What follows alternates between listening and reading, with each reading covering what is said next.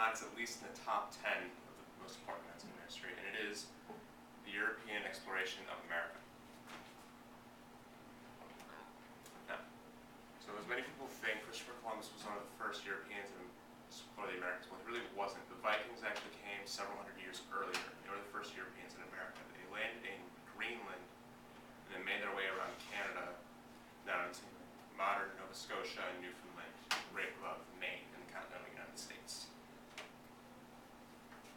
Now, how can we know this? Well, we have written records of them showing up about 200 years before Columbus set sail from Spain for the Americas, and there's also ruins of their settlements in modern Canada.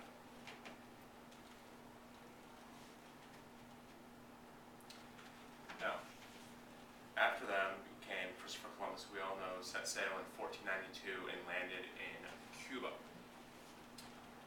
Now, his expeditions opened up the floodgates for many Europeans to come over to the Americas, because now they knew that the earth was not as barren as they had previously thought.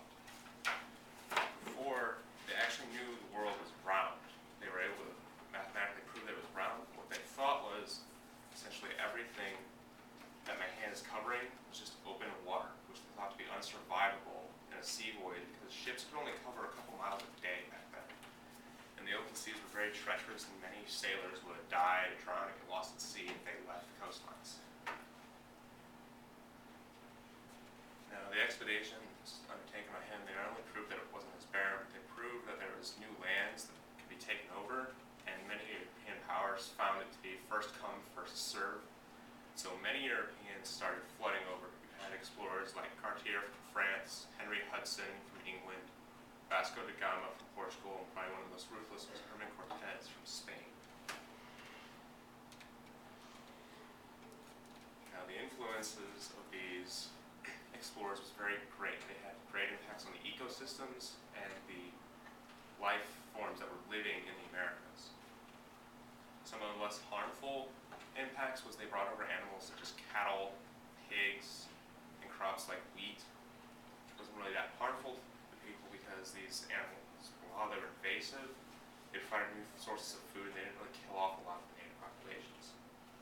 Some of the other more deadly influences were they brought over diseases like smallpox, which were unknown in the Americas, so the natives had no real immunity to these diseases, so it wiped them out very quickly and very quickly. These diseases were very deadly. Other issues was conquest. The conquests